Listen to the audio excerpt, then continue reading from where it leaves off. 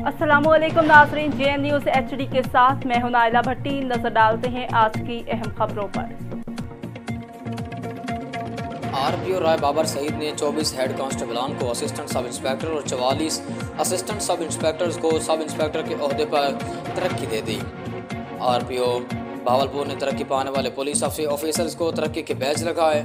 RPO Bahawalpur राय बाबर सईद के ज़ेर सदारत रीजनल पुलिस ऑफिस में महकमाना प्रमोशन बोर्ड का इजलास मुनक़िद हुआ, जिसमें तरक्की के मेयार पर पूरा उतरने वाले पुलिस ऑफिसर्स की सीनियरिटी, काबिलियत और कारकर्दगी को मद्देनजर रखते हुए तरक्की दे दी गई।